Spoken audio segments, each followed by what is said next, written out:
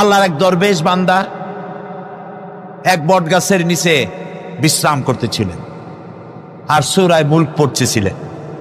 এই আয়াতের কাছে এসেছেন, হাল তারা মিন ফুতুর, দেখতে পাও কোনো ভুল? শুয়ে শুয়ে বলতেছে, আল্লাহ তোমার সৃষ্টি জগতে তো ভুল ধরার কোনো উপায় নাই, কেউ ধরতে পারবে না, তবে আমার চোখে একটা জিনিস বেমানান মনে হয়।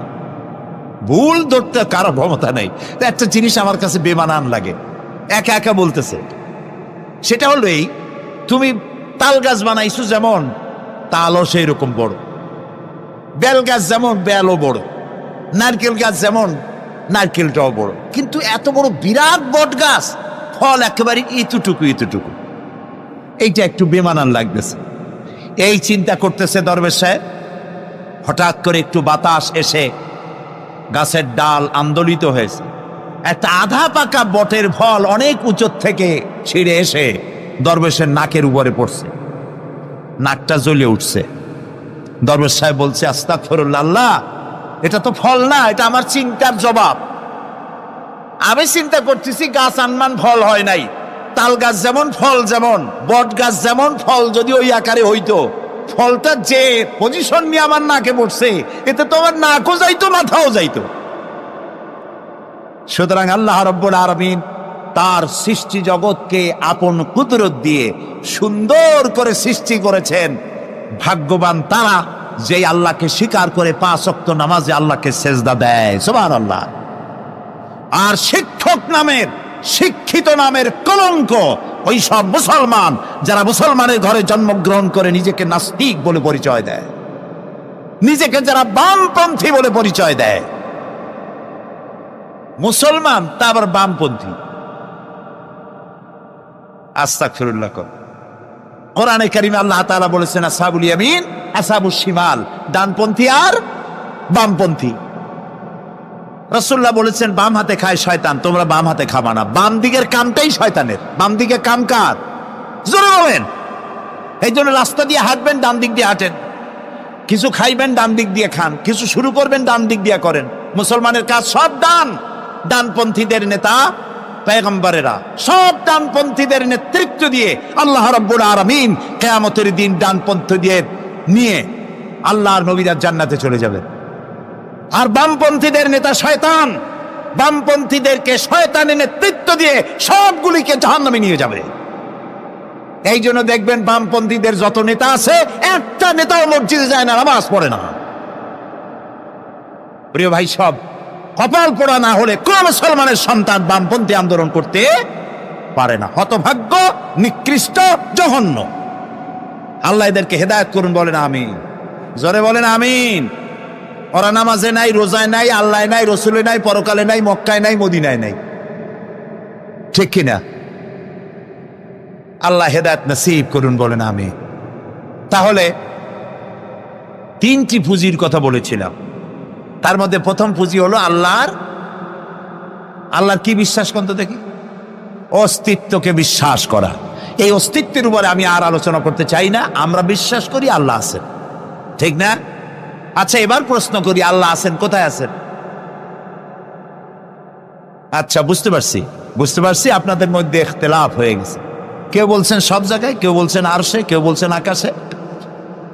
আর যারা বেশি বুদ্ধিমান তারা কোনো জবাব দেন নাই, চিন্তা করছেন কোনটা কইয়ে কোন জ্বালায় পড়ি। আল্লাহ রাব্বুল আলামিন কোথায় আছেন সেই প্রশ্ন আল্লাহ কি করা দরকার? আল্লাহ আপনি কোথায় আছেন, এই প্রশ্ন আমরা করার আগে আল্লাহ রাব্বুল আলামিন কোরআনে কারীমের মধ্যে জবাব দিয়ে দিয়েছেন, আর রাহমানু আলাল আরশি ইস্তাওয়া। সুবহানাল্লাহ। বলে আল্লাহ সব জায়গায় আছেন, একথা ঠিক নয়। কেন ঠিক নয় সেটাও বুঝাই দেই। সব জায়গা বলতে তার মধ্যে তো টয়লেটও আছে। সব জায়গা বলতে আরো বহুত খারাপ জায়গা আছে, আমি সে জায়গাগুলির নাম নিলাম না। তাহলে আল্লাহ কি সেসব জায়গা আছেন? বলেন নাউজুবিল্লাহ। আল্লাহ নিজেই বলছেন আল্লাহ আছেন আরশে ইস্তাওয়া। আল্লাহ আছেন কোথায়? আরশে। আল্লাহ যে আরশে আছে সেই জন্যই তো মানুষেরা হাত উঁচু করে আল্লাহর কাছে, এরকম বলে যে উপরওয়ালা, বলে না, না নিচুওয়ালা বলে, সব জায়গাওয়ালা এরকম বলে, উপরওয়ালা বলে। আল্লাহ আছেন আরশে, কিন্তু প্রত্যেক রাতে তিনি প্রথম আকাশে আসেন। সুবহানাল্লাহ, বান্দাদেরকে ডাকার জন্য আসেন। আল্লাহ সর্বত্র জ্ঞান রাখেন, তার ইলমের মধ্যে এক চুল পরিমাণ জায়গা আকাশেও নাই, জমিনেও নাই যে আল্লাহ রাব্বুল আলামিন ওই জায়গাটুকুন সম্পর্কে তাৎক্ষণিকভাবে অবহিত নন। এমন এক চুল পরিমাণ জায়গা আকাশেও নাই, জমিনেও। এটাই হলো আল্লাহ সব জায়গার জ্ঞান, তার ইলমের মধ্যে সব তিনি জানেন। একথা একটি ছোট্ট আয়াতের মধ্যে এভাবে বলা হয়েছে, وَيَعْلَمُ مَا فِي الْبَرِّ وَالْبَحْرِ وَمَا تَسْقُطُ مِنْ وَرَقَةٍ إِلَّا يَعْلَمُهَا। এই পৃথিবীতে জমিনের ভিতরে কি হয়, সমুদ্রের অতল তলদেশে কি হয়, সব আমি জানি। এমনকি এই পৃথিবীর কোন একটি গাছের পাতা যদি পড়ে যায়, কোন দেশের কোন গাছের কোন পাতা পড়েছে সে খবর আমি আল্লাহর কাছে হয়ে যায়। এটি আমি বললাম, বানায় বললাম? এটি কোথায় আছে? তো আল্লাহ রাব্বুল আলামিন কোরআনে পরিষ্কার করে বলে যে একটা পাতার খবর যদি আল্লাহর কাছে হয়, তাহলে আমরা কোথায় কি করি তিনি টের পান না? অবশ্যই টের পান। এটি আমাদের মনে রাখতে হবে। তো আল্লাহ তাআলা, তার উপরে আমাদের বিশ্বাস হচ্ছে এই যে তিনি আরশে ইস্তাওয়া, আরশে আছেন, এবং তিনি না জানেন না দেখেন এমন কিচ্ছু নাই, না শোনেন এমন কিচ্ছু নাই। এমনকি সমুদ্রের অতল তলদেশে ছোট্ট পাথরের ভিতরেও যদি একটি পোকা যদি পালায়ে থাকে, এমন পোকা যা মাইক্রোস্কোপ যন্ত্র ছাড়া দেখা যায় না, এমন একটি পোকা আটলান্টিক বা প্রশান্ত মহাসাগরের অতল তলদেশে থেকে যদি ক্ষুধার যন্ত্রণায় চিৎকার মারে, কেউ শোনে না। আরশের মালিক আল্লাহ রাব্বুল আলামিন বলেন আমি শুনতে পাই। সুতরাং তিনি সব শুনতে পান, তিনি দেখতে পান, এবং সবকিছু তার নলেজে আছে। এ হচ্ছে আল্লাহর অস্তিত্বে বিশ্বাস। 2 নম্বরে আল্লাহর সিফাতে বিশ্বাস। 2 নম্বরে কি বলেন? সিফাত মানে কি? গুণ। বলেন কি? গুণাবলীতে বিশ্বাস। আল্লাহর নাম আল্লাহ, বলেন তো? আল্লাহ নয়, কিন্তু আল্লাহ হচ্ছে অশুদ্ধ, শুদ্ধ হচ্ছে আল্লাহ। বলার সময় মুখটা গোল হয়ে যাবে। বলেন তো, সবাই উচ্চারণ করেন আল্লাহ, আবার বলেন আল্লাহ, আবার বলেন আল্লাহ। সুবহানাল্লাহ, কি মধুর নাম, কি মজার নাম। কোন বান্দা যদি অন্তরের অন্তঃস্থল থেকে একবার যদি বলে আল্লাহ, আল্লাহ রাব্বুল আলামিন 70 বার সাড়া দিয়ে জিজ্ঞেস করেন বান্দা কি চাও, আমি শুনছি। আল্লাহ হচ্ছে ইসমে জাত, আর সিফাতি নাম হচ্ছে বাকি 98টা নাম। মোট ওয়ালাহুল আসমাউ হুসনা, আল্লাহ তাআলা রয়েছে পবিত্র নাম, অনেক নাম, 99টা নাম। কয়টা নাম? আল্লাহ হচ্ছে ইসমে জাত।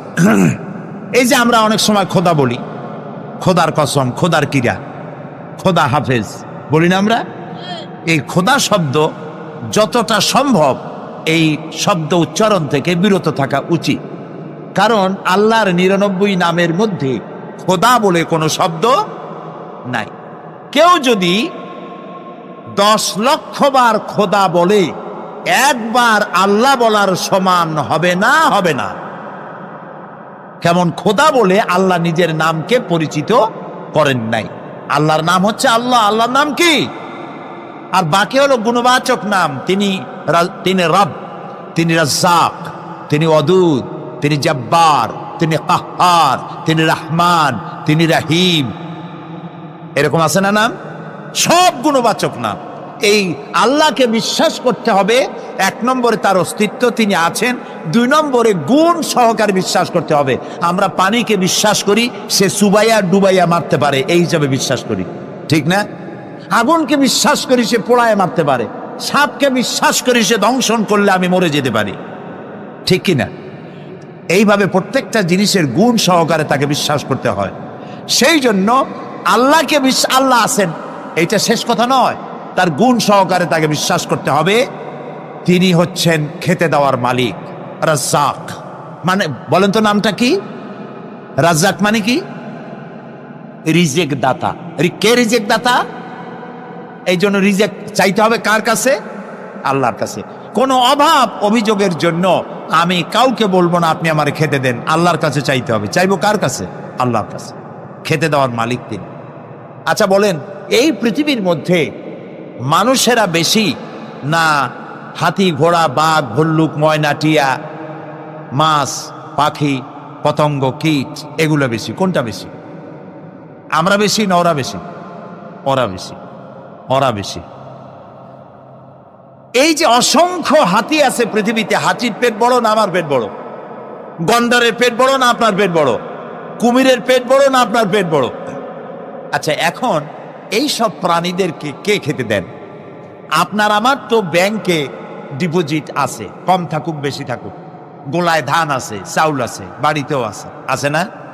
কিন্তু এই যে পাতিশিয়াল, ফক্স, পাতিশিয়াল চেনেন তো? চিনবেনই তো, সাংঘাতিক চালাকিগুলি। এই পাতিশিয়াল কোন ব্যাংকের ম্যানেজারের কাছে গিয়ে বলছে যে ম্যানেজার সাহেব, এখন তো পৌষ মাস, আমি 10টা মুরগি চুরি করে আনছি, আমার নামে একটা অ্যাকাউন্ট খোলে, বৃষ্টির সময় যখন আমি চুরি করতে পারবো না তখন এগুলি উইথড্র করে আমি আমার পেট বাঁচাবো। এই কথা বলে শিয়ালের নামে, বাঘের নামে কোনো অ্যাকাউন্ট আছে ব্যাংকে? কোরআন শরীফে আল্লাহ তাআলা বলছেন এমন অনেক প্রাণী আছে পৃথিবীতে যারা তাদের রিজেক সংগ্রহ করে রাখে না। আল্লাহ বলেন আমি আল্লাহ তাদেরকে রিজেক দেই। কে দেয়? কোরআনে কারিমে হযরত হুদ আলাইহিস সালামের ঘটনা আল্লাহ রাব্বুল আলামিন এভাবে এনেছেন, তামাম এলাকার মানুষ তার বিরুদ্ধে ক্ষিপ্ত হয়ে গিয়েছে। সমাজের লোক, রাষ্ট্রশক্তি হযরত হুদ আলাইহিস সালামের উপর অত্যাচারের পাহাড় ভেঙে দিয়েছে।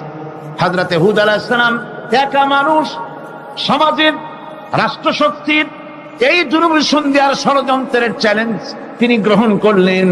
আর তিনি বললেন, তিনি যেটা বললেন আল্লাহ পাক কোরআনে তা কোট করে দিলেন। দুনিয়ার সমস্ত ইসলামী আন্দোলনের কর্মীদের জন্য আল্লাহ পাক কোট করে দিলেন, সমস্ত মুমিনদের জন্য তা উল্লেখ করলেন। হুদ আলাইহিস সালাম তিনি জাতিকে বললেন, ফাকিদুনি জামিআন তুম্মা লা তুনদিরুন।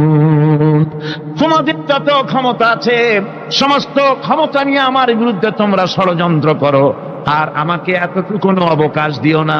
আমি সেই আল্লাহ রাব্বুল আলামিনের উপরে ভরসা করেছি যার কুদরতি হাতের ভিতরে আমার জান, আর গোটা পৃথিবীর সমস্ত প্রাণীর জান যার কুদরতি হাতের মধ্যে, যার হাতের ভিতরে গোটা পৃথিবীর সমস্ত জান, সে আল্লাহর উপরে ভরসা করেছি। যা খুশি তোমরা আমার বিরুদ্ধে করতে পারো। সুবহানাল্লাহ। এটার নাম হলো ঈমান, এটার নাম সবর, এটার নাম ধৈর্য। এই ধৈর্য আসে ঈমানে কামেল হলে পরে এবং আল্লাহর উপরে পরিপূর্ণ বিশ্বাস হলে পরে। যদি কারো দিনের মধ্যে কথা বিশ্বাস থাকে যে আমার জন্য আল্লাহর পক্ষ থেকে যদি কোনো বুলেট নির্ধারণ করা থাকে, গোটা বিশ্ব যদি আমাকে পাহারা লাগায়, ওই বুলেট থেকে আমাকে বাঁচাইতে পারবে না। আর আমার জন্য যদি একটা বুলেট আল্লাহ কর্তৃক নির্ধারিত থাকে, তাহলে গোটা পৃথিবীর মানুষ চেষ্টা করেও সেই বুলেট থেকে আমাকে রক্ষা করতে পারবে না। হযরত আইয়ুব আলাইহিস সালামের সবরের ঘটনা কোরআনে কারীম তুলে ধরেছে। হযরত আইয়ুব 18টি বছর পর্যন্ত রোগের মধ্যে পড়ে আছেন। এত অসুখ করেছে, এত রোগ, শরীর পচে গিয়েছে, গায়ে পোকা ধরেছে, দুর্গন্ধ হয়ে গিয়েছে, বিবিরা চলে গিয়েছে, ছেলে মেয়ে পাড়ার লোকেরা দূর দূর করে তাড়িয়ে দিয়েছে। এবার জঙ্গলের ভিতরে গিয়ে আশ্রয় নিয়েছেন। এমন অবস্থা হয়েছে, শরীর পচে পচে জিহ্বায় যখন পোকা ধরা শুরু করে দিল, হযরত আইয়ুব আলাইহিস সালাম তখন আল্লাহ রাব্বুল আলামিনের দরবারে এই প্রথমবারের মতো তিনি বললেন, রব্বুল আলামিন, হায় আল্লাহ তাআলা, সমস্ত শরীর জড়ো জড়ো হয়ে গিয়েছে, গায়ে পোকা ধরেছি, আমি কোনো কথা বলি নাই, আমি খামোশ থেকে জিকির আজগার করতেছিলাম। আয় আল্লাহ, এখন দেখি আমার জিহ্বায় পোকা ধরেছে, পোকা ধরা শুরু হয়েছে। আমার জিহ্বাটায় পোকা তুমি দয়া করে দিও না, কারণ আমার জিহ্বায় যদি পোকা হয়ে যায় তাহলে তোমার মতো আল্লাহর জিকির আমি কি দিয়া করব? আমার জিহ্বাটা তুমি দয়া করে ভালো রাখো। কোরআনে কারীম বলছি, ওয়া আইয়ুবা ইয নাদা রাব্বাহু আন্নী মাসসানিয়াদ দুররু ওয়া আনতা আরহামুর রাহিমিন। স্মরণ করো সেই সময়ের কথা যখন আইয়ুব তার রবকে ডেকে বলেছিল, আমি অসুস্থ আর তুমি তো রহমান রহিম, দয়াময়। ভাষাটা দেখেন কি সুন্দর, এর থেকে কি আল্লাহরে আর কিছু বলা লাগে? আল্লাহ পাকের কাছে তিনি বলতেছেন, আল্লাহ আমি তো অসুস্থ, আমি তো অসুখ করেছে আমার, আর তুমি তো দয়াময় রহমান রহিম। এক অন্ধ, ঈদের দিন কত অন্ধই তো আছে খয়রাত করার জন্য, ভিক্ষা করার জন্য, চতুর্দিকে ভিক্ষা করতেছে অন্ধরা। এক অন্ধ ঈদের গেটের কাছে দাঁড়ায় বলতেছে, ভাইরা আজ হচ্ছে ঈদের দিন আর আমি কিছু দেখতে পাচ্ছি না। বেশি পয়সা পাইল, মানুষের দিন তার প্রতি আকৃষ্ট হয়ে গেছে। আরে কি কথা, আজ ঈদের দিন, সকলে আনন্দ করছে আর আমি কিছুই দেখতে পাচ্ছি না। সে কিন্তু কিছু চায় নাই। ভাষার ভিতরে, কথা বলার ভিতরে এ ধরনের টেকনিক আছে। হযরত আইয়ুব আলাইহিস সালাম বললেন না যে আল্লাহ আমারে মাফ করে দাও, কষ্টের মধ্যে আছি।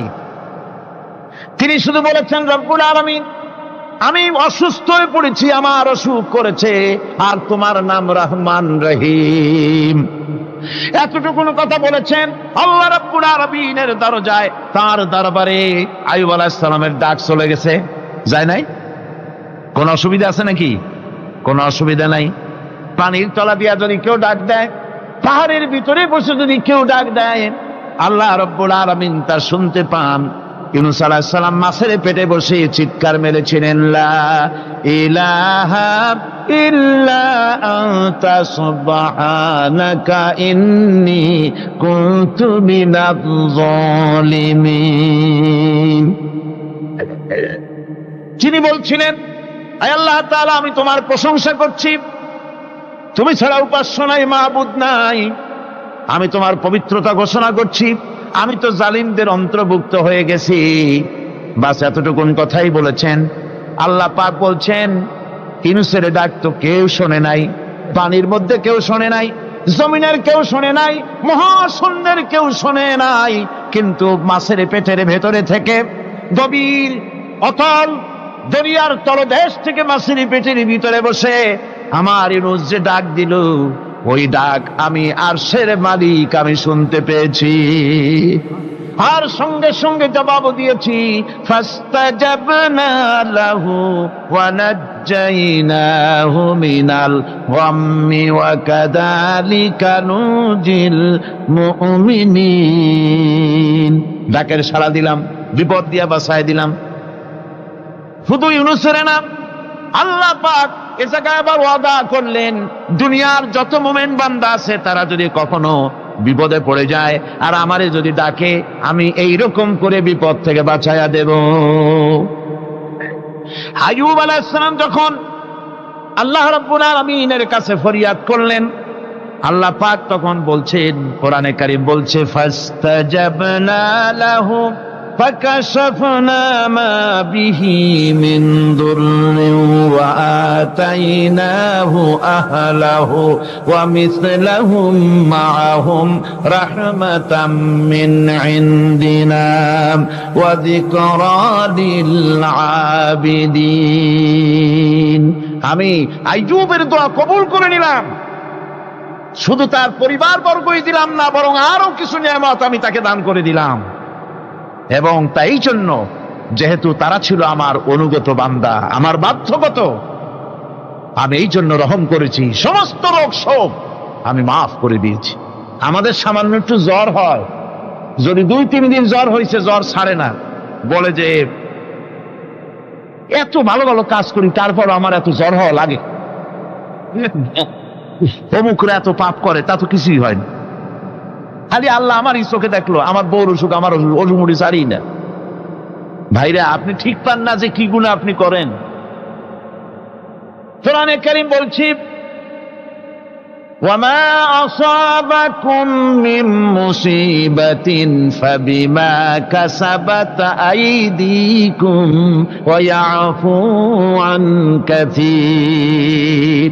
যত বিপদ তোমাদের উপর আছে সব দুই হাতের কামাই করা। আর আমি তো অনেকগুলো ক্ষমা করে দেই। তোমরা যত পাপ করো, আকাম করো, সবগুলির শাস্তি যদি দুনিয়ায় দিতাম, শ্বাস করার সময় পেতে না। অসুখ হলেই অধৈর্য হয়ে যেও না, ধৈর্য ধরো। আল্লাহ পাক বলেন শুধু আইয়ুব নয়, ওয়া ইসমাঈল ওয়া ইদরিস ওয়া যাল কিফলি কুল্লুম মিনাস সাবিরিন।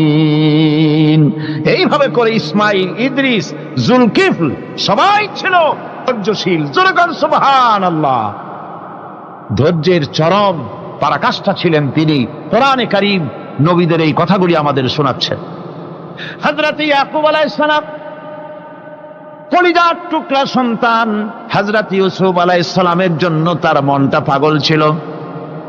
এত সুন্দর করে আল্লাহ তারে বানাইছিলেন, এত তিনি ছিলেন সৌন্দর্যের পিরামিড, যারা দেখলে চোখ ফিরানো যায় না। এমন সুন্দর সুপুরুষ, যারা দেখি সেই যুগের সুন্দরী যুবতী মেয়েরা রূপের মোহে পড়ে নিজেদের আঙ্গুলগুলি কেটে ফেলে দিয়েছিল। রূপের মোহে এমন অবশ হয়ে গেছে, আঙ্গুল কেটেছে, হাত কেটেছে, টের পায় নাই। আবার ভুল বুঝবেন না, দুনিয়ার সেরা সুন্দর পুরুষ ইউসুফ আলাইহিস সালাম, তা কিন্তু রাসূলের চাইতে বেশি নয়। হযরত উম্মুল মুমিনিন আয়েশা রাদিয়াল্লাহু তাআলা আনহা তিনি বলেছেন, যেই সব সুন্দরী রমণীরা ইউসুফ আলাইহিস সালামকে দেখে রূপের মোহে পড়ে নিজেদের আঙ্গুলগুলো কেটে ফেলেছিল, ওরা যদি আমার হাবিবকে দেখতো, ওরা যদি আল্লাহ রাসূলকে দেখতো, তাহলে হাত কাটতে কাটতে কোন ফাঁকে দে কলিজা কেটে ফেলে দিত, ওরা টের পেত না। আবার বন্ধুগণ, হযরত আইয়ুব আলাইহিস সালাম সন্তানের মায়া, অন্যান্য ভাইরা হিংসায় পড়ে গেল, তারা নিয়ে তাকে কুয়ায় ফেলে দিল। সেখান থেকে তারা একটা ছাগল বা কোনো পশু জবাহ করে তার রক্ত মাখাইয়া জামা এনে হাজির করে দিল হযরত ইয়াকুব আলাইহিস সালামের সামনে, যে তারে নিয়ে খেলা করতে গিয়েছিলাম, আমরা খেলায় লিপ্ত ছিলাম, বাগে খাইয়া ফেলাইছে। এগুলি কি গপ্প? এগুলি কি কোরআন? আল্লাহ পাক শোনাচ্ছেন, বিশ্ববাসীকে শোনাইছেন। সূরা ইউসুফের চাইতে এত সুন্দর উপাখ্যান গোটা পৃথিবীতে আর নাই। সুবহানাল্লাহ। অনেকে ইউসুফ জুলাইখার কেসা খুব মজা করে পড়ে, ফুর্তি করে, প্রেমের গল্প পড়ে। এটা কোনো প্রেমের গল্প নয়। ইউসুফ আলাইহিস সালাম, জুলাইখা ইউসুফ আলাইহিস সালামের জন্য কাঁদতে কাঁদতে চোখ কানা হয়ে গেছে। এরপর ইউসুফ আলাইহিস সালাম জুলাইখারে পাওয়ার জন্য পাগল হয়ে গেছে। নাউজুবিল্লাহ, এটা হয়নি কখনো। তিনি আল্লাহর পয়গম্বর। আর আল্লাহ কেমনে তারে বাঁচিয়েছেন? যখন জুলাইখা ঘরের ভিতরে সুন্দর করে যৌন উন্মাদনামূলক চিত্র অঙ্কিত করে ঘরের মধ্যে আটকায় দিয়েছে, তালা লাগায় দিয়েছে, আর নিজে যৌন দীপক কাপড় চোপড় পরেছে না পরার মতোই। সে যুগের সুন্দরী মেয়ে জুলাইখা। তার কুপ্রবৃত্তিকে চরিতার্থ করার জন্য আহ্বান করা হয়েছে। হযরত ইউসুফ আলাইহিস সালাম লক্ষ্য করে দেখলেন এমন জায়গায় এখান থেকে পালাবার তো পথ নাই, দরজা বন্ধ করে দিয়েছে। তিনি শুধু তখন কেবলমাত্র আল্লাহ রব্বুল আলামিনকে ভয় করলেন। আল্লাহকে ভয় করে আল্লাহর নাম নিয়ে যখন তালাবদ্ধ দরজার দিকে দৌড় দিয়েছেন, আল্লাহ রব্বুল আলামিন আপন কুদরতে তালাগুলি খুলে দরজা তার জন্য উন্মুক্ত করে দিলেন। ইউসুফ আলাইহিস সালামকে ফালাই দিয়ে এভাবে করে কাপড় এনে দিল তার সামনে, রক্তমাখা কাপড় পেয়ে হযরত ইয়াকুব আলাইহিস সালাম সন্তানদের মুখে কাহিনী শুনে তিনি কি বললেন?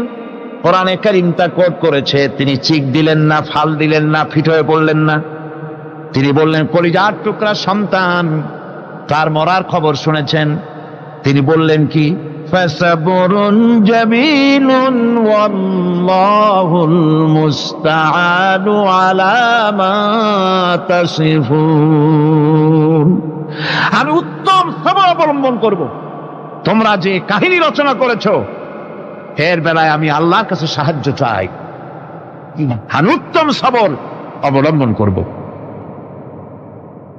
আমার ভাইয়েরা, 11 ভাই মনে করেছিল ইউসুফ আলাইহিস সালামকে মরণ কুয়ায় ফালাই দিছি। তারা তো ঠিক পায় নাই এটা মরণ কুয়া না, এটা হচ্ছে একটা সুড়ঙ্গ, যাকে ইংরেজিতে বলে টানেল। এটা এমন একটা সুড়ঙ্গ, ওরা মনে করেছে মরণ কুয়া, কিন্তু আল্লাহ রাব্বুল আলামিন এই কুয়াতে এমন বানালেন, ওরা একদিকে ফালাই দিল মরণ কুয়ায়, এ কুয়ার আর এক মুখ দিয়া আল্লাহ রাব্বুল আলামিন ইউসুফ আলাইহিস সালামকে নিয়ে মিশরের সিংহাসনে বসায়া দিলেন। এটা মরণ কুয়া নয়, এটা রাজ সিংহাসনে বসার সুড়ঙ্গ পথ। ইউসুফ আলাইহিস সালাম আজ প্রেসিডেন্ট, সুবহানাল্লাহ, প্রেসিডেন্ট হয়ে বসে আছেন। ওদিকে কেনানে অভাব লেগে গেছে, সেখানকার মানুষেরা সাহায্য নিতে এসেছে, ওই 11 ভাইও আসছে।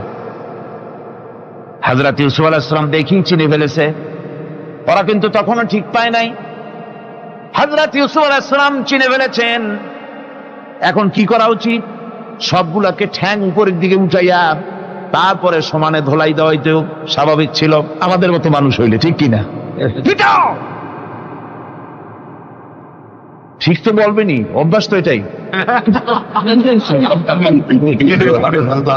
হযরত ইউসুফ আলাইহিস সালাম তাদের সামনে পরিচয় দিলেন। তারা যখন বুঝতে পারল, লজ্জায় তাদের মাথা হেট হয়ে গেল। হযরত, তারা এক তো লজ্জা, আর 2 নম্বরের ভয়, জান নিয়া কেনানে কেউ ফিরে যাইতে পারবো না। এখন অবস্থা হয়েছে যে জীবনই যায় নাকি এখানে। হযরত ইউসুফ আলাইহিস সালাম ভাইদের এই করুণ দুরবস্থা বুঝতে পারলেন, বুঝে চরম ধৈর্য ধরে তিনি কি বললেন? তিনি বললেন, লা তাসরিবা আলাইকুমুল ইয়াউম। ও ভাইরা, তোমাদের বিরুদ্ধে আমার কোনো পাপ নাই, দুঃখ নাই, বিদ্বেষ নাই, হিংসা নাই, আল্লাহর রাস্তে মাফ করে দিলাম। আল্লাহু আকবার, সুবহানাল্লাহ। এর নাম পয়গম্বর। এর নাম কি? পয়গম্বর। কিসের লেনিন, কিসের মার্কস? জওয়ানেরা, ভুল পথে মানুষ চলেছিল, আলহামদুলিল্লাহ আল্লাহ এগুলারে ডাস্টবিনে ফালাই দিছে। কারণ আলহামদুলিল্লাহ, আলহামদুলিল্লাহ। পয়গম্বর কারে বলে? কারে বলে পয়গম্বর? কি চরিত্র! রাসূল করিম সাল্লাল্লাহু আলাইহি ওয়াসাল্লাম, তাকে একজন সাহাবী বলছিলেন, হুজুর বলছেন এই কামটা করলা না কেন? সাহাবী বললেন, হুজুর আপনি যদি চোখের ইশারায় বলতেন, মুখ দিয়ে না কইয়া, তাও তো আমি কামটা করে ফেলতাম, আমি তো বুঝি নাই। হুজুর বললেন, চোখের ঠারে ঠারে কাজ করা নবুয়তের শান নয়। আল ওয়াদুহু ওয়াস সারাহা, নবীরা যা করেন তা ডাইরেক্ট, কোনো বক্রতা নাই, স্পষ্ট কথা। আমার ভাইরা, হযরত ইউসুফ আলাইহিস সালাম বিনিয়ামিনকে কাছে নিয়ে পরিচয় দিলেন তার ভাইদের সামনে। কোরআনে কারীম বলছে, ক্বালা আনা ইউসুফ ওয়া হাদা আখি قد من الله علينا إنه من يتقي ويصبر فإن الله لا يضيع أجر المحسنين। আমি ইউসুফ, আর এই হচ্ছে আমার ভাই। আল্লাহ আমাদের উপর ইহসান করেছেন। প্রকৃতপক্ষে যারা আল্লাহকে ভয় করে এবং সবর এখতিয়ার করে, আল্লাহ এভাবে তাদেরকে, তাদের আমলকে নিষ্ফল হতে দেন না। আমার এই জামাটা নিয়ে যাও। হযরত ইয়াকুব আলাইহিস সালাম, কলিজার টুকরা সন্তান ইউসুফ আলাইহিস সালামের বিরহ যন্ত্রণায় ছেলেকে কতদিন দেখে না, কাঁদতে কাঁদতে চোখ দুটো অন্ধ হয়ে গেছে। মিশর থেকে কেনানের দিকে জামা রওনা হয়েছে। কোথায় মিশর, কোথায় কেনান? জামা যখন রওনা হয়ে গেছে, হযরত ইয়াকুব বলতেছেন, আমি যেন আমার ইউসুফের গন্ধ নাকে পেতেছি। জামা চলে এলো, চোখের উপরে রাখলেন, আল্লাহ রাব্বুল আলামিন তাকে চক্ষুষ্মান বানায়া দিলেন। ভাইরা আমার, পয়গম্বরেরা সবর করে গোটা দুনিয়ার মানুষের সামনে দৃষ্টান্ত সেট করেছেন সবর কারে কন। আমার ভাইরা, হযরত ইব্রাহিম আলাইহিস সালামের কথা আল্লাহ পাক কোরআনে কারিমে বলছেন সবর কারে কয়, দেখো শেখো সবর কারে কয়। আল্লাহ পাক বললেন, ইব্রাহিম তোমার বিবি আর তোমার নবজাতক এই সন্তানকে রেখে আসো মক্কা নগরীতে। তিনি চলে গেলেন, সেখানে ঘর নাই, বাড়ি নাই, কিচ্ছু নাই, চতুর্দিকে ধুধু বালু আর মরুভূমি। হযরতে হাজরা বলছেন, ইব্রাহিম সামান্য পানি আর খাবার দিয়া আমার সন্তান শুদ্ধ এখানে রেখে যেতেছো, আমি কি অপরাধ করেছি? কোনো জবাব নাই। দুইবার তিনবার বলার পরে হাজরা বলছেন, ইব্রাহিম গো, তবে কি আমার আল্লাহর হুকুম মতো আমারে রেখে যাচ্ছ নাকি? হযরত ইব্রাহিম আকাশের দিকে আঙ্গুল উঁচু করলেন। কথা বলবেন, বাক শক্তি বেরোচ্ছে না। 80 বছর বয়সের সময় একটা বাচ্চা আল্লাহ তারে দিছেন, আর এমন বাচ্চা পয়গম্বরের ছেলে, কি সুন্দর চেহারা, মরুভূমির উপরে ফালাই দিয়ে রওনা হয়ে যাচ্ছেন, মুখ দিয়া কথা সরছে না, আকাশের দিকে দেখালেন। হযরত হাজরা বুঝতে পারলেন। হযরত হাজরা বলেন, ইব্রাহিম কোনো চিন্তা নাই, নিশ্চিন্ত মনে বাড়ি ফিরে যাও। আমি আমার আল্লাহর উপরে এতটা ভরসা করি, আল্লাহর হুকুমে যদি আমার এখানে রেখে যেয়ে থাকো, আল্লাহ পাক আমাকে আর আমার কলিজার টুকরা ইসমাইলকে পানিতে আর খাবারে মারবেন না, অবশ্যই তিনি ব্যবস্থা করবেন। ব্যবস্থা হয়ে গেল। হযরত ইসমাইল বড় হয়ে গেলেন। আল্লাহ পাক অর্ডার করলেন, জবাহ করো ছেলেকে।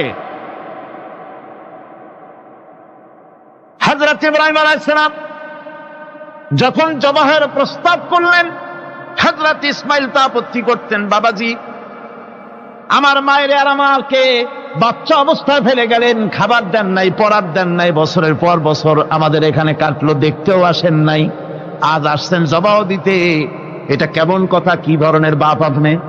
এরকম বলছে নাকি? এরকম বলছে। হযরত ইব্রাহিম আলাইহিস সালাম প্রস্তাবটা কিভাবে পারলেন? আল্লাহ পাক কোরআনে কারিমে দৃষ্টান্ত রেখে দিয়েছেন। আল্লাহ পাক বলছেন, হযরত ইব্রাহিম ছেলেকে বললেন, ইয়া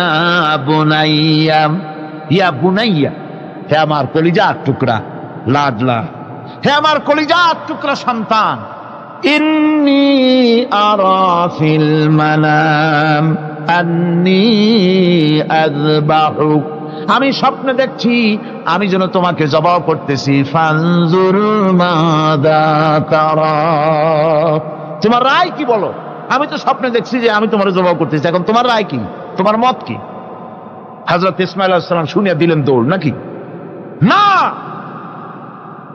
হযরত ইসমাঈল আলাইহিস সালাম ধৈর্যের প্রতীক, তিনি কি কথা বললেন, তার মুখের কথা কোরআন শরীফে আল্লাহ পাক উঠায় দিলেন। হযরত ইসমাঈল বললেন, ইয়া আবাতি ফাআল মা তু'মারু সাতাজিদুনি ইনশাআল্লাহু মিনাস সাবিরিন, হে আমার পিতা, আপনি যে ব্যাপারে আদিষ্ট হয়েছেন আপনি তা পালন করুন, অবশ্যই আমাকে ধৈর্যধারীদের মধ্যে পাওয়া যাবেন। সুবহানাল্লাহ।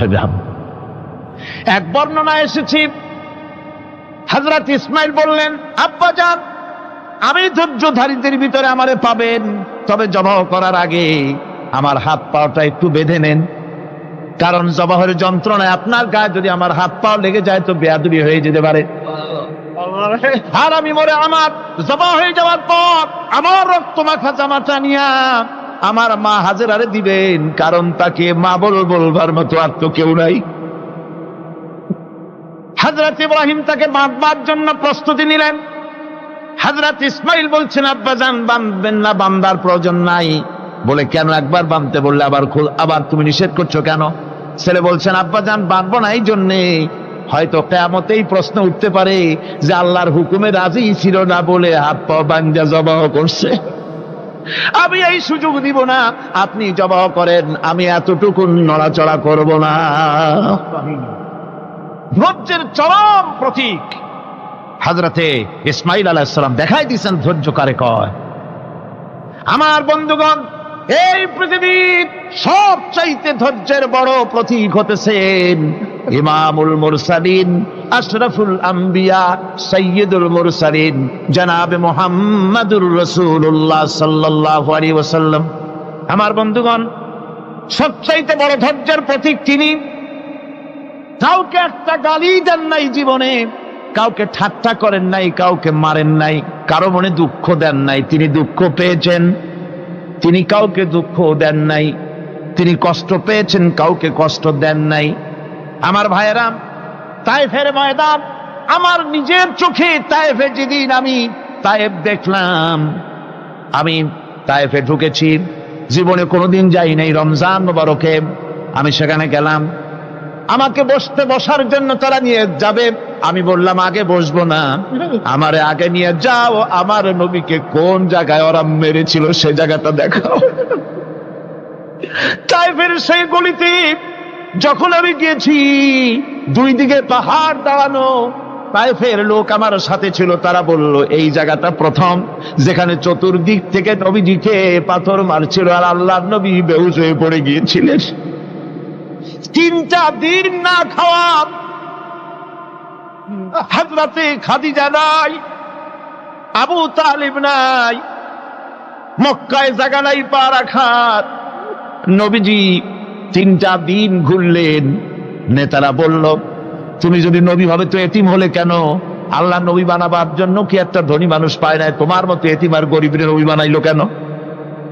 আল্লাহ নবী 3 দিন পর যখন দেখলেন কেউ দাওয়াত শোনে না, কেউ মানে না, কেউ গ্রহণ করে না, তখন তিনি নেতাদের অনুরোধ করলেন, ঠিক আছে দাওয়াত তো কবুল করলে না, তবে একটা কাজ করো, অন্তত আমি যে তায়েফে আসছিলাম এই খবরটা মক্কায় দিও না, ওরা আরো অত্যাচার বাড়ায় দেবে। এই কাফিরগুলি খবর তো মক্কায় পাঠালো, আর সমস্ত যুবকদেরকে লেলিয়ে দিল। যুবকেরা চতুর্দিকে দাঁড়াইছে, রাসূলকে পাথর মারা শুরু করে দিল। আমি যখন রেল লাইনের থেকে হাঁটি, যখন রেল লাইন কোনো সময় দেখি, রেলের পাথরগুলি, রেল লাইনের পাথরগুলি দেখলেই আমার মাথায় যেন কেন তাইফের কথা মনে এসে যায়। আরে মানুষের গায়ে পাথর মারলে কি অবস্থার সৃষ্টি হয়! পাথর নূরের শরীর, রহমতের শরীর, কিটি কিটি রক্ত ঝরছে। নবীজিকে জোর করে উঠাইয়া জবরদস্তি করে হাঁটার জন্য তারা ধাক্কা মারতেছে। আবার কিছুদিন গিয়ে নবীজি আবার বেহুশ হয়ে পড়েছেন, এইখান থেকে আবার উঠাইছে, আবার ধাক্কা মারতেছে। 3 নম্বরের আর একটা জায়গা আছে যেখানে ভাঙ্গা একটা মসজিদ। তাইফের লোকেরা আমাকে বলল এই জায়গাটা হলো শেষ জায়গা যেখানে রাসূল করিম 3য়বারের মতো বেহুশ হয়েছিলেন, এখানেই হুজুরের রক্ত ঝরেছে বেশি। 2 রাকাত নামাজ পড়লাম, সিজদায় পড়ে এমন কান্না কাঁদলাম আল্লাহর কাছে। নবীজি যখন হুঁশ এসেছে, হযরতে জিবরাইল বলেন, ইয়া রাসূলুল্লাহ, আপনার এই কষ্ট দেখে ফেরেশতারা কাঁদতেছে, আপনি অনুমতি দিয়ে দেন এই 2 পাহাড়কে মিলাইয়া সমস্ত তায়েফবাসী কাফেরগুলি মাটির সাথে মিশাইয়া দেই। নবীজি বললেন, জিবরাইল, আমি যদি হুকুম করি আর আমার হুকুম মতো যদি এই কাম করো, একটা কাফেরও যদি না বাঁচে তাহলে কার মুখে পৌঁছাবো লা ইলাহা ইল্লাল্লাহু মুহাম্মাদুর রাসূলুল্লাহ। আমার ভাইরা, হুজুর সাল্লাল্লাহু আলাইহি ওয়াসাল্লাম উঠে বসলেন। এমন সময় হযরতে যায়েদ শরীরের রক্তগুলি মুছে দিতেছেন। হুজুর সাল্লাল্লাহু আলাইহি ওয়াসাল্লাম বসে 2খানা হাত উত্তোলন করলেন। নবীজির চোখ থেকে পানি গড়ায় পড়তেছে। আরে কেউ নাই, আল্লাহ ছাড়া কেউ নাই সাহায্য করার। নবীজি হাত তুলে মোনাজাত করতেছেন, চোখ দিয়া পানি পড়ে দাড়ি ভিজে পড়তেছে, গায়ে দিয়া রক্ত ঝরতেছে। নবীজি কি দোয়াটা করলেন? বদদোয়া করলেন না, গজব দিতে বললেন না। নবীজি দোয়া করলেন, রব্বুল আলামিন, এই তায়েফের লোকেরা আজকে আমার সাথে যে ব্যবহারটা করেছে, ওরা বোঝে নাই যে আমি তোমার নবী, ওরা বোঝে নাই যে আমি তোমার রাসূল, না বুঝে আমার উপরে যে অত্যাচারটা করলো, আল্লাহ তুমি এই জন্য রাগ করে এই তায়েফে তুমি গজব দিও না। আল্লাহ পাক পরবর্তী সময় হুজুরকে স্মরণ করাই দিলেন, ওয়া মা আরসালনাকা ইল্লা রাহমাতাল লিল আলামিন। ও নবী, আপনি হচ্ছেন আমার সমস্ত সৃষ্টি জগতের জন্য আপনি আমার রহমত, আমার গোটা বিশ্বের জন্য আপনার, আমার সৃষ্টি জগতের জন্য আপনি আমার করুণা। একটা লোক রাসূলের এই কষ্ট দেখে বাগান থেকে এক গ্লাস আঙ্গুরের শরবত এনে হাজির করেছে। এত কষ্টের পর 3 দিনের না খাওয়া আঙ্গুরের একটা শরবত পাইয়া হুজুর খুব খুশি হলেন। শরবত গ্লাস পান করে হুজুর বলছেন, তোমার নাম না আত্তাস? তিনি বলছেন, হ্যাঁ হুজুর, আমার নাম আত্তাস। তোমার বাড়ি না ইউনূস আলাইহিস সালামের গ্রামে? বলে, হ্যাঁ, আমার বাড়ি সেই গ্রামে। তা আপনি কি করে জানলেন আমার নাম আত্তাস আর আমার বাড়ি ইউনূস আলাইহিস সালামের গ্রামে? আপনি জানলেন কি করে? হুজুর বললেন, আমি নবী, হযরত ইউনূস নবী, একজন নবীর খবর আর একজন নবীর কাছে থাকে। রাসূল করিম সাল্লাল্লাহু আলাইহি ওয়াসাল্লাম সবর ইখতিয়ার করেছিলেন, ধৈর্য অবলম্বন করেছিলেন, আর আল্লাহ পাক তাকে নির্দেশ করেছেন, সবর করো। ওয়াত্তাবি' মা ইউহা ইলাইকা ওয়াসবির হাত্তা ইয়াহকুমাল্লাহ। তুমি কেবল সেই জিনিসের অনুসরণ করো যা আমি তোমার প্রতি অবতীর্ণ করেছি। আমি আপনার উপরে যেটা অবতীর্ণ করেছি ওটার অনুসরণ করুন, আর সবর ইখতিয়ার করুন যতক্ষণ না আল্লাহর পক্ষ থেকে চূড়ান্ত ফয়সালা না আসে। ধৈর্য ধরুন, ধৈর্য ধরুন। আমার ভাইরা, কাফেরদের নির্যাতনের মোকাবেলায় আল্লাহ পাক তার হাবিবকে সান্ত্বনা দিয়েছেন। যখন কাফেররা নির্যাতন করতেছে, হারে হযরতে বেলাল নির্যাতিত, হযরতে সুমাইয়া নির্যাতিতা, হযরতে খাব্বাব, হযরতে হুবায়ব, হযরতে আম্মার রিদওয়ানুল্লাহ তাআলা আলাইহিম আজমাইন, এত মার হতেছে। হযরতে ওমর হযরতে খাব্বাব রাদিয়াল্লাহু তাআলা আনহুকে খোলা গায়ে দেখে বলছিলেন, খাব্বাব রে, তোমার পিঠে এত গর্ত কেন? এত গর্তওয়ালা পিঠ তো আমি মানুষের দেখি নাই, এত চিকুন কোমরওয়ালা মানুষও তো দেখি নাই। তিনি বলেছেন, ওমর, তুমি কি ভুলে গেছো? ইসলাম কবুল করার অপরাধী কাফির বেঈমানেরা আগুন জ্বালায়া আংটা আগুনের উপরে আমাকে চিৎ করে শোয়াছে। আমি যেন নড়াচড়া করতে না পারি সেজন্য আমার বুকের উপরে পাথর চাপা দিয়ে রেখেছিল। গায়ের চর্বি আর রক্ত গলে গলে পড়ে আগুন নিবেছে, আর আগুন গোশত পুড়ে যে পিঠের মধ্যে প্রবেশ করেছিল আজও পর্যন্ত পিঠের সেই গর্ত সেরে যায় নাই। এভাবে অত্যাচার হচ্ছিল সাহাবীদের উপর।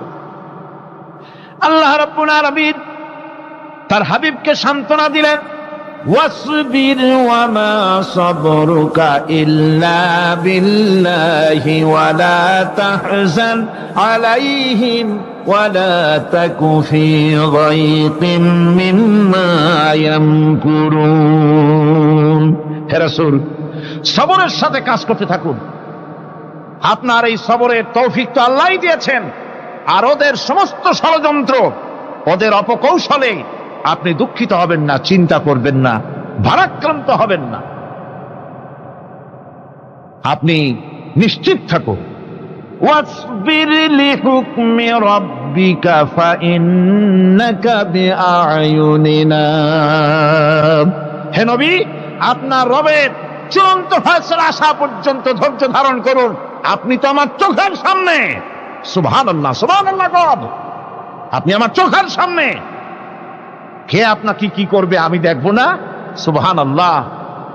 মন্ত্রী যদি, এই সলিমুদ্দিন মার্কা মন্ত্রী যত আছে, এই মন্ত্রীরা যদি ব্যথাতে ভয় কিসের? আমি তোকে দেখছি না? সাহসটা কেমন বাড়ে, কেমন বাড়ে সাহস।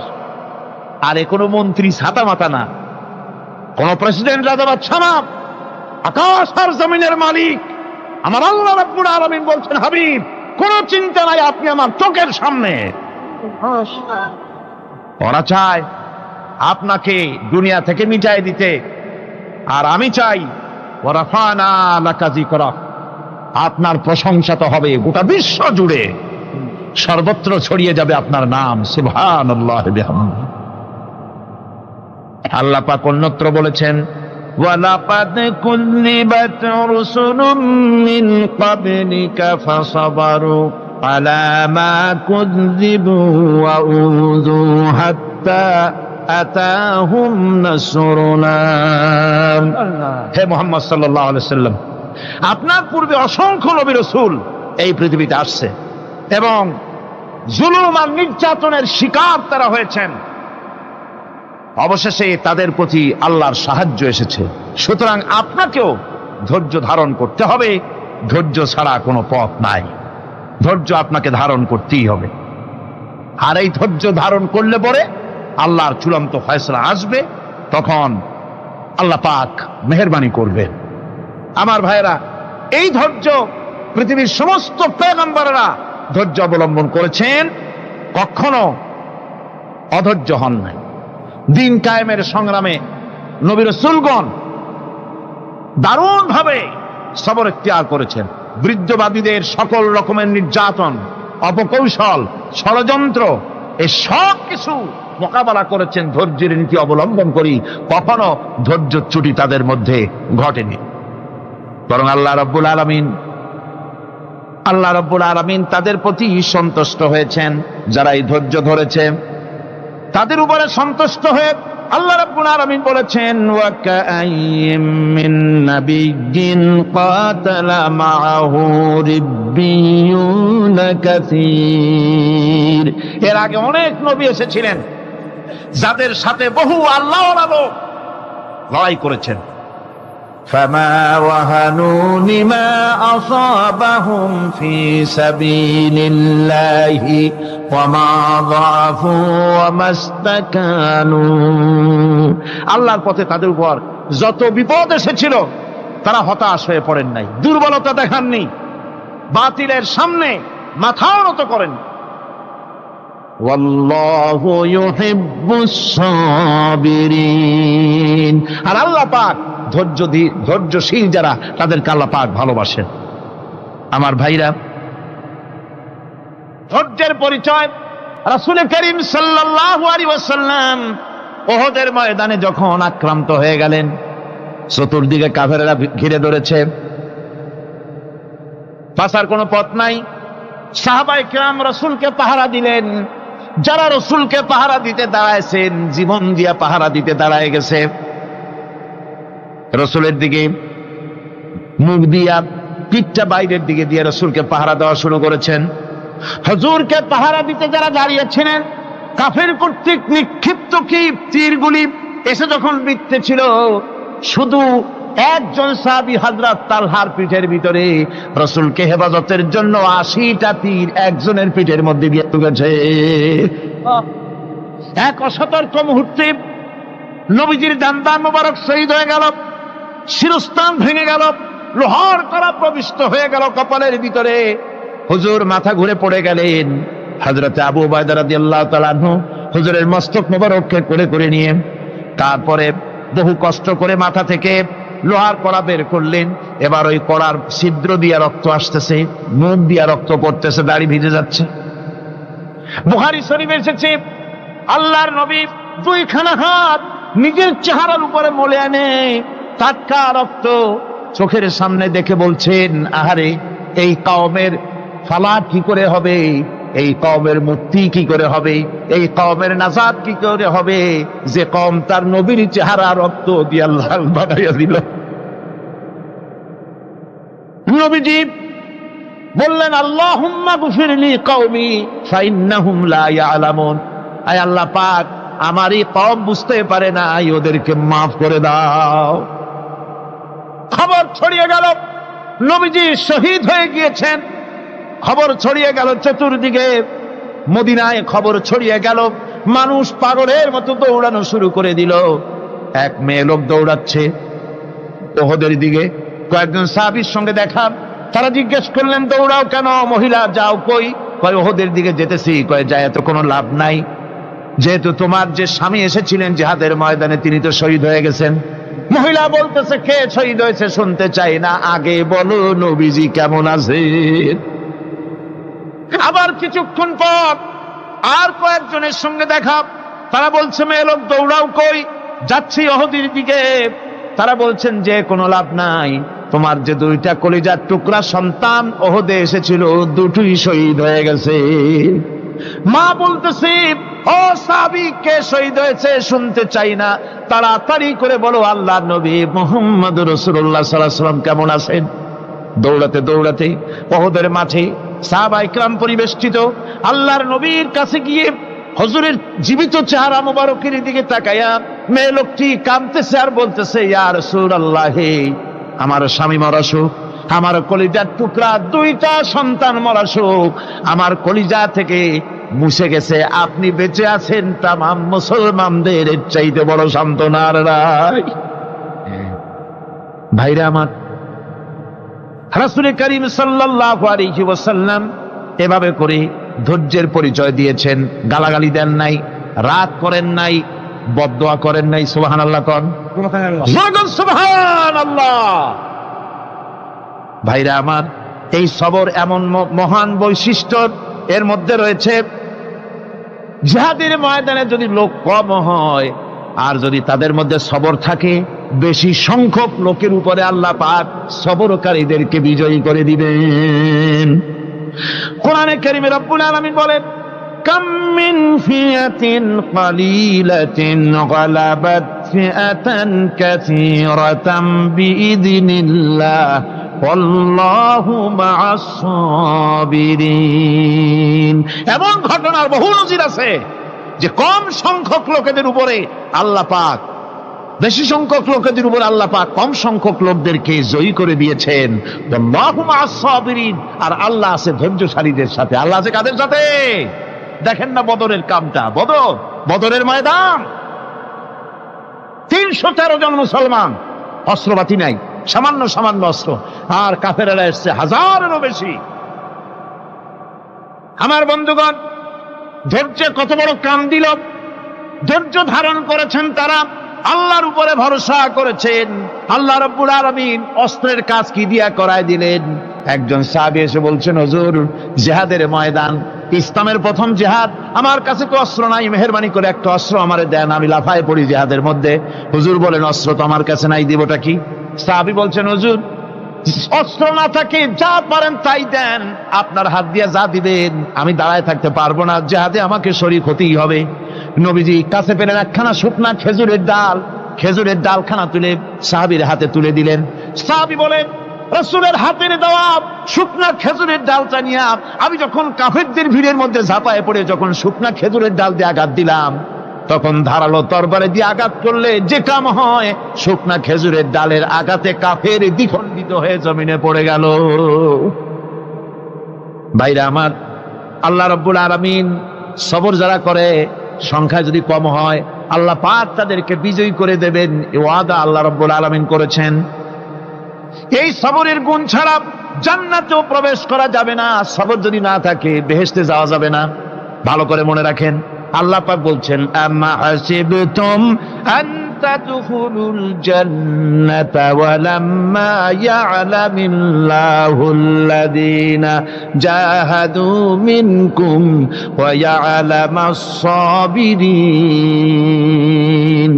তোমরা কি মনে করেছো এমনি বেহেশতে চলে যাবা? এটা কি মামু বাড়ির আবদার নাকি? এমনি বেহেশতে চলে যাবা? অথচ আল্লাহ রাব্বুল আলামিন এখনো দেখেন নেননি যে তোমাদের মধ্যে কারা জিহাদ করতে প্রস্তুত, কারা তোমাদের মধ্যে জিহাদ করে জান দেওয়ার জন্য প্রস্তুত, আর কারা ধৈর্যধারী, এটা তো আল্লাহ এখনো দেখে নেন নাই। সুতরাং হক এবং বাতিলের সংগ্রামে লিপ্ত হতে হবে। আল্লাহ দেখতে চান কারা জীবন দিতে চায়। সুতরাং ইসলামী আন্দোলনে যারা শরীক হবে, তাদের বিপদ এবং মুসিবত দিয়ে আল্লাহ রাব্বুল আলামিন তাদের সাহসিকতা এবং ধৈর্যের পরীক্ষা নিবেন। কোরআনে কারীম বলছেন, ওয়ালানাবলুয়ান্নাকুম হাত্তা না'লামাল মুজাহিদিনা মিনকুম ওয়াস-সাবিরিনা ওয়া নাবলুয়া আখবারাকুম। অবশ্যই আমি তোমাদেরকে পরীক্ষার সম্মুখীন করব, আর তোমাদের মধ্যে সত্যিকার মুজাহিদ, দৃঢ়তা অবলম্বনকারী কারা, আমি তা দেখব। এটা যেন আমি দেখে নিতে পারি, সেই জন্য আমি বিপদ এবং মুসিবতের মধ্যে তোমাদের ফেলবো। ধৈর্যধারীদের উপরে আমার রহমত অবশ্যই থাকবে। খবর এমন এক সম্পদ যা ধারণ করলে পরে আল্লাহ রাব্বুল আলামিন রাষ্ট্রীয় ক্ষমতা দান করে দেন। কোন সুবহানাল্লাহ, জোরে কোন সুবহানাল্লাহ। ধৈর্য ধারণ করলে আল্লাহ রাষ্ট্রের মতো বিরাট নিয়ামত আল্লাহ হাতে তুলে দিবেন। তার প্রমাণ কোরআন শরীফ আল্লাহ বলছেন, বনি ইসরাইলরা মিশর থেকে যখন বহিষ্কার হয়ে গেল, তাদের যখন পা রাখার কোনো জায়গা থাকলো না, বনি ইসরাইলরা মিশর থেকে যখন বহিষ্কার হয়ে গেল, এরপরে আল্লাহ পাক তারা যখন ধৈর্য অবলম্বন করলো, আল্লাহ পাক তাদের ব্যাপারে বলছেন, ওয়া আওরাসনাল কওমাল্লাযীনা কানু ইউসতাদআফুনা মাশারিকাল আরদি ওয়া মাগারিবা আল্লাতী বারাকনা ফিহা। আর তাদের স্থলে আমি নির্যাতিত লোকদেরকে প্রতিষ্ঠিত করলাম। পশ্চিম এবং উত্তরের তাদেরকে আমি পশ্চিম এবং পশ্চিম এবং পূর্বের উত্তরাধিকারী তাদেরকে বানায় দিলাম। বিরাট এলাকা তাদের হাতে আমি তুলে দিলাম। ওয়া তাম্মাত কালিমাতু রাব্বিকাল হুসনা আলা বানি ইসরাঈলা বিমা সাবারু। আর এভাবে করে আল্লাহ পাক তার কথাকে পূর্ণ করলেন বনি ইসরাইলদের উপরে সবর এখতিয়ার করার জন্য। ধৈর্য ধরার কারণে আল্লাহ পাক রাষ্ট্রের মালিক তাদের বানায় দিলেন। যেরকম সুবহানাল্লাহ। সবর যদি করা হয়, তো যুদ্ধ যদি বাদে, যদি জাহাজ শুরু হয়ে যায়, আল্লাহ পাক বলেছেন ফেরেশতা দিয়ে সাহায্য করবে। যদি সবর থাকে, তোমাদের সবর থাকলে আল্লাহ কি দিয়ে সাহায্য করবেন? ফেরেশতা। কোরআনে কারীম বলছি, বালা ইন তাসবিরু ওয়া তাত্তাকু ওয়া ইয়াতুকুম মিন ফাওরিহিম হাদা ইউমদিদুকুম রাব্বুকুম বিখামসাতি আলাফিন মিনাল মালাইকাতি মুসাউমিন। হ্যাঁ, তোমরা যদি ধৈর্য অবলম্বন করো আর আল্লাহকে ভয় করে চলো, তাহলে এক্ষুনি আল্লাহ রাব্বুল আলামিন তোমাদের জন্য কাতারে কাতারে শৃঙ্খলাবদ্ধ 10,000 ফেরেশতা দিয়ে তোমাদেরকে সাহায্য করবেন। সুবহানাল্লাহ। তোমাদেরকে ফেরেশতা দিয়ে সাহায্য করা হবে। তোমরা যদি সবর এখতিয়ার করো, তাহলে সংখ্যা যদি কম হও, বেশি সংখ্যার উপরে জয়ী করে দেব। ইয়াকুম মিনকুম 20 সাবিরুনা ইয়াগলিবু মিয়াতাইন। যদি তোমাদের ভিতরে ধৈর্যশীল 20 জন হয়, আমি 200 কাফেরের বিরুদ্ধে তোমাদেরকে জয়ী করে দেব। সুবহানাল্লাহ। তোমরা যদি হও ধৈর্যশীল 200, কি কয় 20 জন, 200 কাফেরের উপরে তোমরা জয়যুক্ত হয়ে যাবে। আর বিপদ আর মুসিবতে যারা ধৈর্য ধরে, তাদের জন্যই আল্লাহর পক্ষ থেকে সুসংবাদ। সুসংবাদ কাদের জন্য? ধৈর্যধারীদের জন্য। কোরআনে কারীম বলছে, ওয়াবাশশিরিস সাবিরিনাল্লাযীনা ইযা আসাবাতহুম মুসিবাতুন ক্বালু ইন্না লিল্লাহি ওয়া ইন্না ইলাইহি রাজিউন। সুসংবাদ সেই সব ধৈর্যশালীদের জন্য যারা নাকি বিপদ এবং মুসিবতে আসলে যারা বলে, কি বলে? পড়েন আমার সাথে, ইন্না লিল্লাহি ওয়া ইন্না ইলাইহি রাজিউন। এটা শুধু আমাদের লোকেরা কেউ মরলে পড়ে, এটা শুধু মরার সময় নয়, বরং যে কোনো বিপদ আর মুসিবত এলে মোমেন বান্দা যারা, তারা কি পড়বে? ইন্না লিল্লাহি ওয়া ইন্না ইলাইহি রাজিউন। নিশ্চয়ই নিশ্চয়ই আমরা আল্লাহর জন্য এবং আমাদের সকলকেই আল্লাহর কাছে ফিরে যেতে হবে, প্রত্যাবর্তিত হতে হবে। সবরকারীদের জন্য রয়েছে জান্নাতের সুউচ্চ সম্মানের জায়গা। জান্নাতে সবচেয়ে সম্মানজনক জায়গা আল্লাহ রাব্বুল আলামিন ধৈর্যশালীদেরকে দান করবেন। কোরআনে কারীম বলছে, উলাইকা ইউজসাউনাল গুরফাতা বিমা সাবারু ওয়া ইউলাক্কাউনা ফিহা তাহিয়াতাও ওয়া সালামা। এরা হলো সেই সব লোক যাদেরকে প্রদান করা হবে বেহেশতের সুউচ্চ মঞ্জিল, কারণ তারা সবর এখতিয়ার করেছিল, তারা সবর করছিল, এই জন্য বেহেশতের সবচাইতে ভালো জায়গা তাদের দেওয়া হবে। কোন আলহামদুলিল্লাহ, জোরে কোন আলহামদুলিল্লাহ। এবং জান্নাতে সবরকারীদেরকে সম্বর্ধনা দেওয়া হবে, সম্বর্ধনা দেওয়া হবে। খালিদিনা ফিহা হাসুনাত মুস্তাকাররাও ওয়া মুকামা। চিরদিন তারা জান্নাতের ভেতরে বসবাস করবে এবং কতই না সুন্দর, কতই না উত্তম জায়গা সবরকারীদের জন্য আল্লাহ বেহেশতের মধ্যে রেখে যাবেন। জান্নাতে প্রবেশ করার সাথে সাথে চতুর্দিক থেকে ফেরেশতারা ছুটে আসবে সবরকারীদের জন্য। ওয়াল মালাইকাতু ইয়াদখুলুনা আলাইহিম মিন কুল্লি বাব। চতুর্দিক থেকে ফেরেশতারা তাদেরকে ইস্তেকবাল করবে, কি বলবে? সালামুন আলাইকুম বিমা সাবারতুম ফানি'মা উকবাদ-দার। তোমাদের প্রতি শান্তি বর্ষিত হোক, কারণ তোমরা পৃথিবীতে সবর অবলম্বন করেছিল। কতই না উত্তম জায়গা, কতই না সুন্দর জায়গা আল্লাহ রাব্বুল আলামিন সবরের বিনিময় তোমাদেরকে দান করেছেন। সুতরাং এই সবর হচ্ছে মুসলমানদের জন্য সবচেয়ে বড় নিয়ামত। আজ আমার তো মনে হয় পৃথিবীতে মুসলমানরাই সবচেয়ে বেসবর। ট্রেনে যাবে বসা নিয়ে বেসবর, টিকিট নিয়ে বেসবর, বাসের মধ্যে বেসবর, বাজারে যাবে বেসবর, স্কুলে যাবে বেসবর, যেখানে যান সব জায়গায় আমরা বেশি অধৈর্য, ঠিক কিনা কর? সামান্য সামান্য জিনিস নিয়ে ঝগড়া করা, মারামারি করা, এই হচ্ছে আমাদের ট্র্যাডিশন। ধৈর্য অবলম্বন করতে হবে জীবনের সকল ক্ষেত্রে। এই ধৈর্য আমাদেরকে রক্ষা করতে হবে। এই ধরনের ধৈর্য যদি আমরা অবলম্বন করতে পারি, তাহলে আল্লাহ পাক বলছেন উলাইকাল্লাযীনা সাদাকু ওয়া উলাইকা হুমুল মুত্তাকুন। এরাই হলো ঈমানের দাবিতে সত্যবাদী। কোন আলহামদুলিল্লাহ। কারা কারা? না না, শুধু সবরকারী না। এই যে 10টা পয়েন্ট বলা হলো, কয়টা পয়েন্ট বলা হয়েছে? 10টি পয়েন্ট।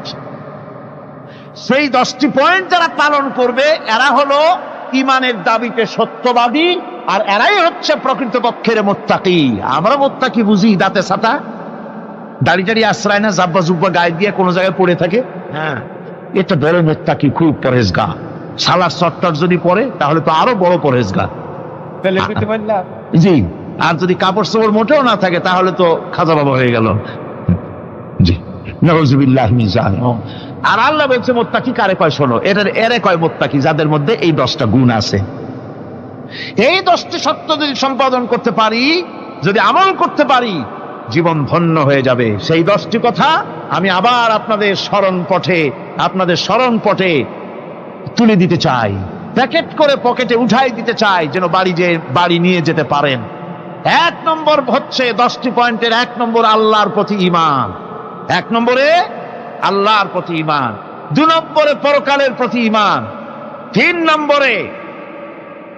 নম্বরে ফেরেশতাদের উপর ঈমান, 4র্থ নম্বরে কিতাবের প্রতি ঈমান, 5ম নম্বরে নবীদের প্রতি ঈমান, 6ষ্ঠ নম্বরে সহায় সম্বলহীন নিকটবর্তী আত্মীয়, ইয়েতিম, মিসকিন, প্রবাসী, মুসাফির, সাহায্য প্রার্থী, এদেরকে মুক্ত করার জন্য এদেরকে সাহায্য প্রদান করা, 7 নম্বরে নামাজ প্রতিষ্ঠা করা, 8 নম্বরে যাকাত আদায় করা, 9 নম্বরে ওয়াদা পালন করা, 10 নম্বরে সবর এখতিয়ার করা। কয়টা হলো? এই 10টি কাজ যদি আমরা পালন করতে পারি, বিপদে মুসিবতে ধৈর্য ধারণ করতে পারি, যত মুসিবত আসুক, আসলে এগুলি কিছু না। মুসিবত আল্লাহ টেস্ট করবেন, মুসিবত দিয়া আল্লাহ টেস্ট করেন। দেখা যায় যে ওদের শক্তি খুব বেশি, চোখে আপনি দেখতে পারেন, কিন্তু আল্লাহ বলছেন ইন্না কায়দা শায়তানে কানা দাঈফা। বাতিলরা হলো শয়তান। বাতিলরা কি? আর ওদের চক্রান্ত আসলেই দুর্বল। এদের চক্রান্ত আসলে কি? দুর্বল। কাজেই এগুলিকে ভয় করা যাবে না। বিপদে মুসিবতে ধৈর্য ধারণ করে যদি অগ্রসর হওয়া যায়, তো আল্লাহ রাব্বুল আলামিন এই 10টি পয়েন্ট যদি আমল করা যায়, দুনিয়াও শান্তি পাবো, আখিরাতেও শান্তি পাবো। যত মুসিবত আসুক, বিপদ আসুক, ধৈর্যের সাথে মোকাবেলা করতে হবে। ধৈর্যের অর্থ কি?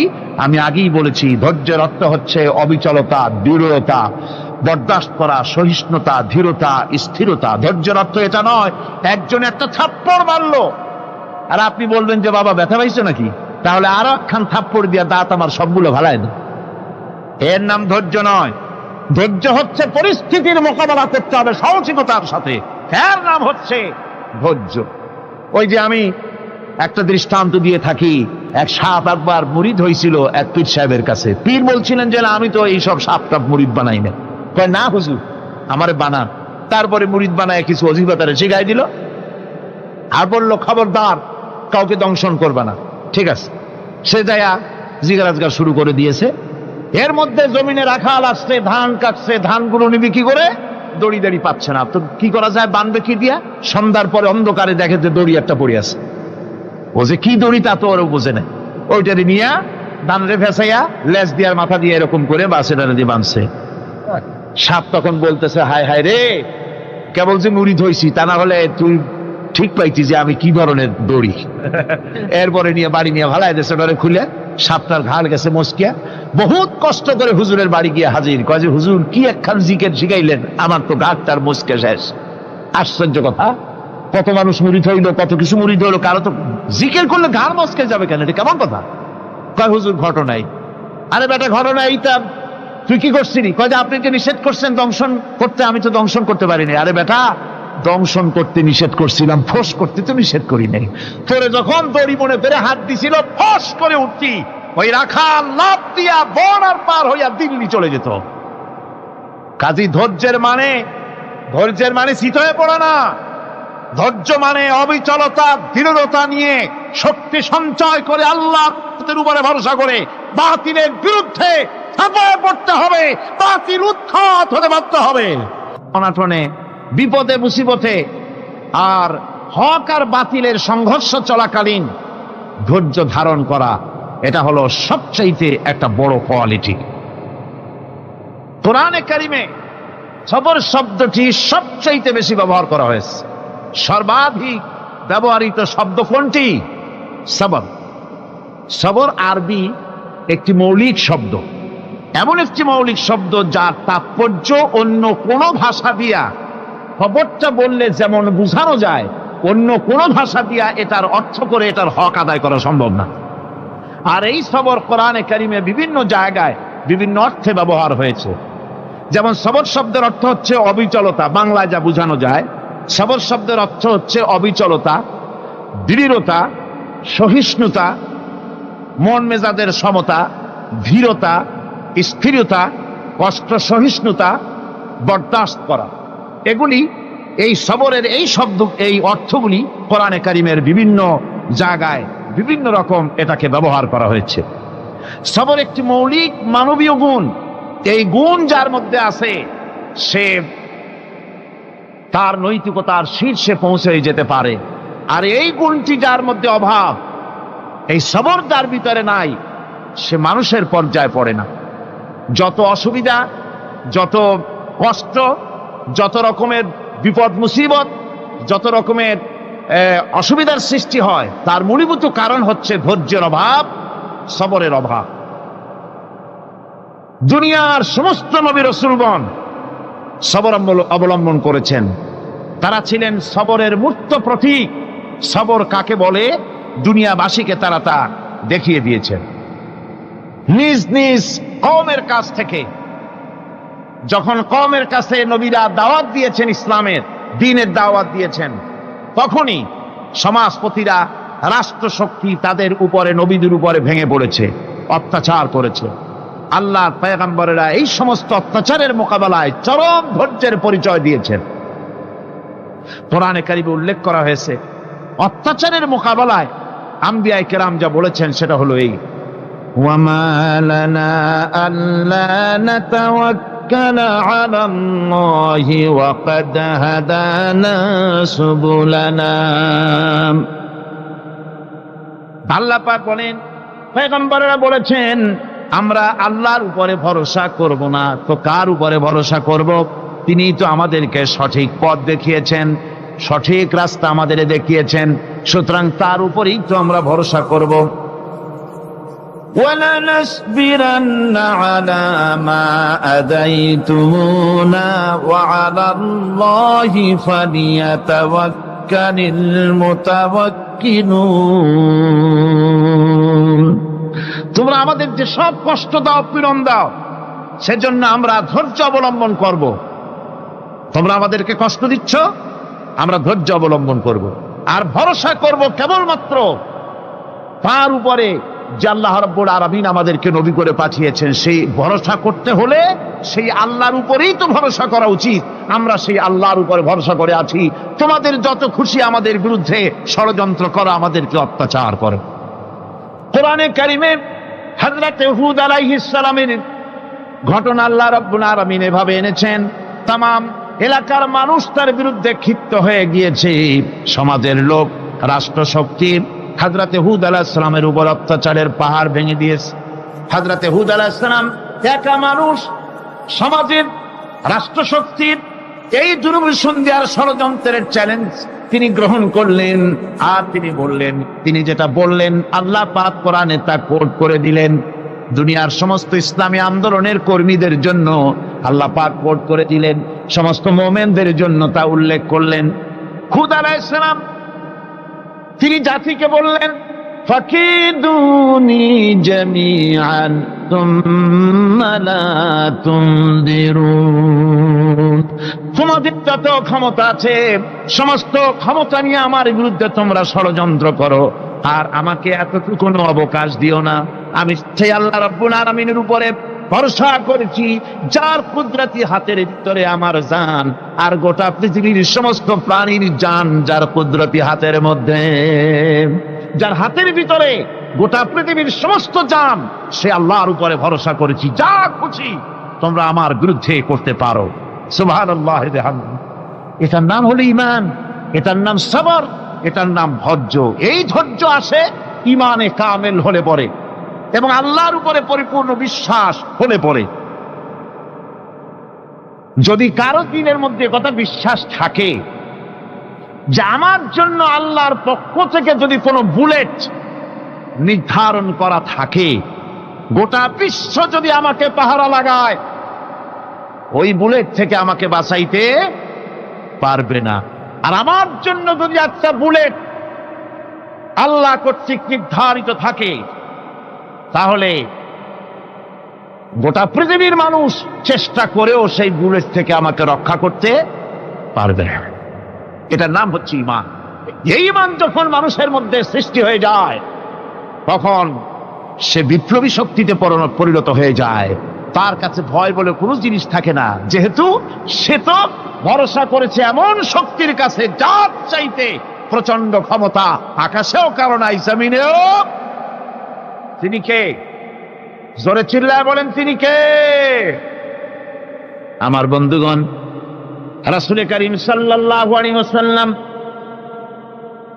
হিজরতের রাতে সূর পাহাড়ের গাড়ে সওরের কাছে যখন চলে গেছেন, ফজরের রক্ত হয়ে হয়ে আসতেছে। হযরত আবু বকর রাদিয়াল্লাহু তাআলা আনহু বলছেন, হে আল্লাহর রাসূল, এখন আর অগ্রসর হওয়া ঠিক হবে না, বেলা উঠে গেলে ধরা পড়ে যাব। এখানে গুহা আছে, ভিতরে প্রবেশ করি। হযরত আবু বকর রাসূলের সম্মতি পেয়ে হযরত আবু বকর রাদিয়াল্লাহু তাআলা আনহু বলছেন, ইয়া রাসূলুল্লাহ, পাহাড়িয়া গুহা, সাপ বিচ্ছু থাকতে পারে, আমাকে অনুমতি দেন, আমি আগে ভিতরে ঢুকে সাফ করে আপনাকে ডাকি। ভিতরটা সাফ করে তিনি ডাকলেন। রাসূল করিম ভিতরে ঢুকে বলছেন, আবু বকর, পাহাড় বেয়ে বেয়ে বড্ড কষ্ট হয়েছে, একটু বসো, তোমার উরুর উপরে মাথা রেখে আমি একটু ঘুমাইয়া যাই। আল্লাহর নবী আরাম ফরমাচ্ছিলেন।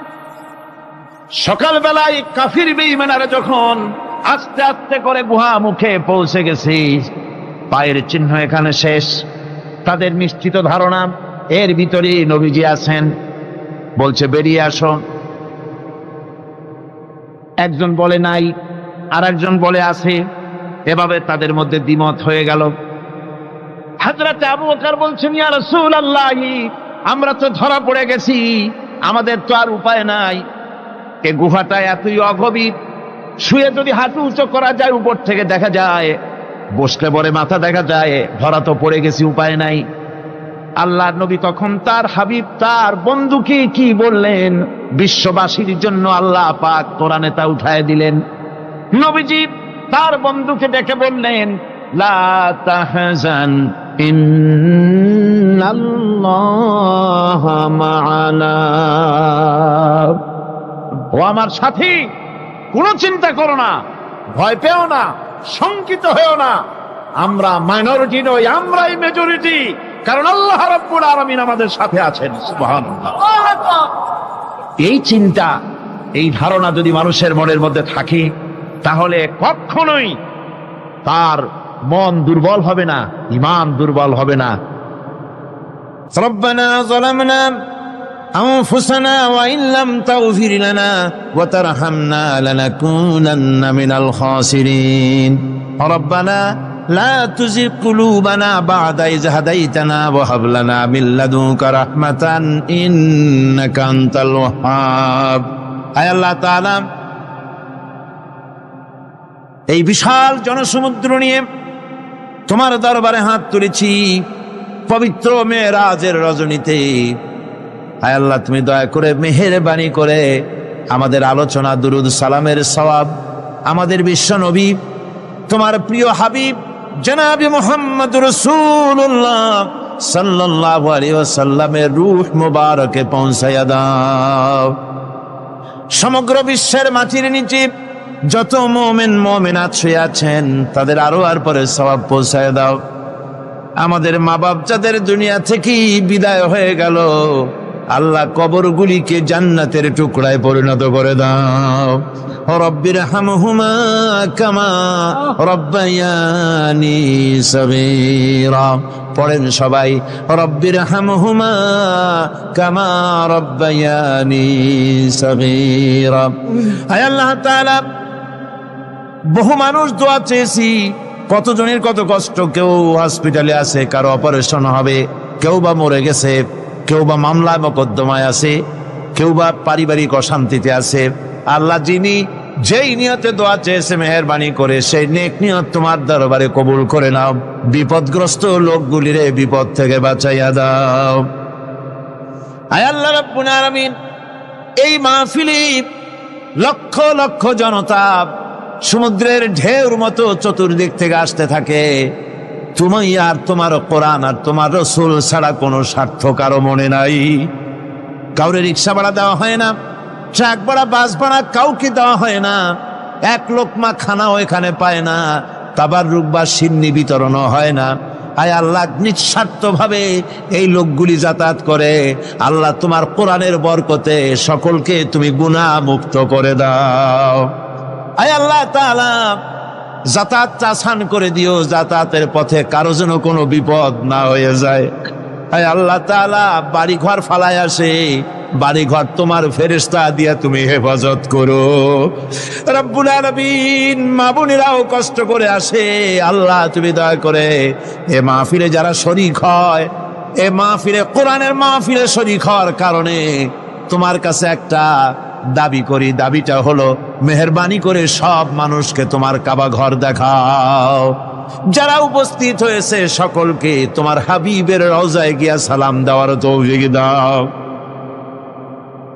রব্বানা তাকাব্বাল মিন্না ইন্নাকা আনতাস সামিউল আলিম ওয়া তুব আলাইনা إنك أنت التواب الرحيم سبحان ربك رب العزة عما يصفون سلام على المرسلين الحمد لله رب العالمين واجعل آخر كلمتنا عند الموت لا إله إلا الله محمد رسول الله السلام عليكم ورحمة الله